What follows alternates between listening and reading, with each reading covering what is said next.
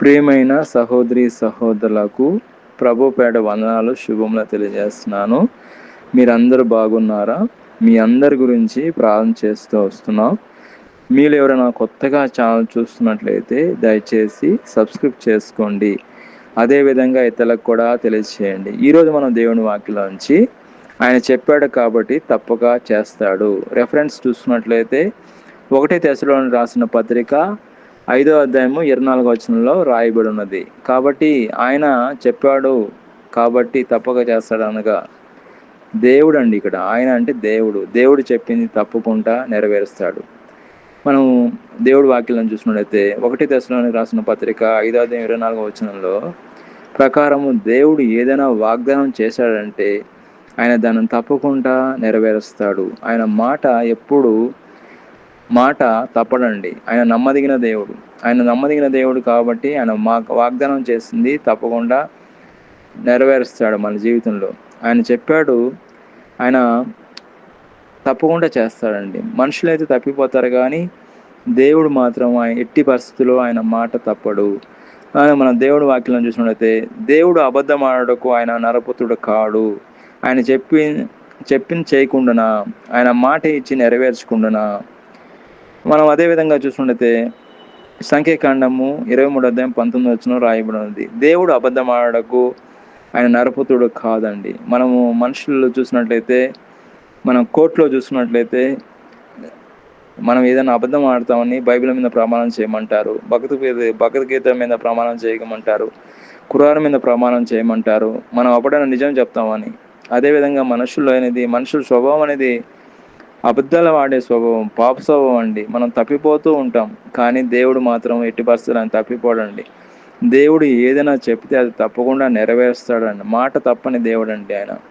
అదేవిధంగా యెహోషువ గ్రంథము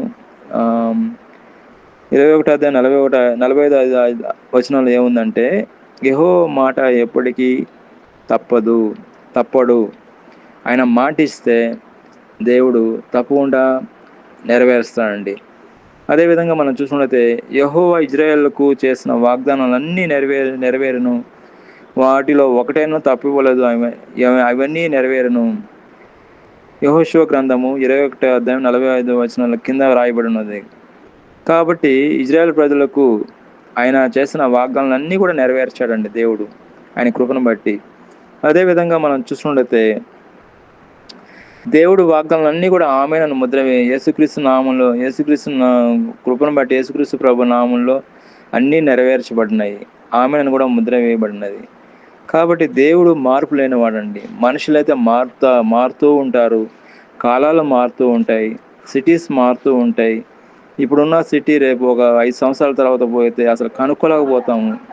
కానీ దేవుడు మాత్రము ఆయన ఎప్పుడు కూడా మార్పు లేనివాడండి. మార్పు లేనివాడంటే ఎవరంటే దేవుడే. ఆయన మాట తప్పని వాడండి, మార్పు లేనివాడండి. ఆయన మాట ఇచ్చి నెరవేర్చే దేవుడు. ఆయన మాట ఇచ్చి నెరవేర్చే దేవుడు గొప్ప దేవుడు అండి. దేవుడు మార్పు లేనివాడు. మనం చూసుకుంటే దేవుడు ఎప్పుడు కూడా మార్పు లేనివాడండి. మనం దేవుడి వాక్యం నుంచి మనం చూసుకున్నట్లయితే మలాకీ గ్రంథము 3వ అధ్యాయము 6వ వచనంలో రాయబడినది, దేవుడు మార్పు లేనివాడు, యెహోవానగు నేను మార్పు లేనివాడును. మనుషులైతే మారిపోతూ ఉంటారండి. ఇప్పుడు ఉన్నవారు రేపు ఉండకపోవచ్చు, కాలం కూడా మారిపోతూ ఉంటుంది. కానీ దేవుడు ఎప్పుడు కూడా మార్పు లేనివాడండి. ఆయన చెప్పాడు కాబట్టి తప్పు కూడా చేస్తాడు. దేవుడు వాగ్దానం చేస్తే ఖచ్చితంగా నెరవేరుస్తాడు అనే భావన తెలియజేసే ముఖ్యమైన బైబిల్ వచనం ఏంటంటే 1 తెస్సలోనికీయులకు రాసిన పత్రిక 5వ అధ్యాయం 24వ వచనంలో రాయబడి ఉన్నది. కాబట్టి ఆయన మాట ఇచ్చి నెరవేర్చే దేవుడు, ఆయన మాట తప్పని దేవుడు అండి. మనుషులైతే తప్పిపోతూ ఉంటారు కానీ దేవుడు మాత్రం తప్పిపోడండి. యోహాను రాసిన సువార్త 14వ అధ్యాయము 2-3 వచనాలు చూసినట్లయితే నా తండ్రి ఇంట అనేక నివాసములు కలవు, లేని ఎడల మీతో చెప్పాను, మీకు స్థలము సిద్ధపరచు వెళుచున్నాను. 3వ వచనంలో నేను వెళ్ళి మీకు స్థలము సిద్ధపరిచిన ఎడల నేనుండు స్థలంలో మీరును ఉండలాగున మరలా వచ్చి నా యొద్ద నుండుటకు మిమ్మల్ని తీసుకొని పోవుదును.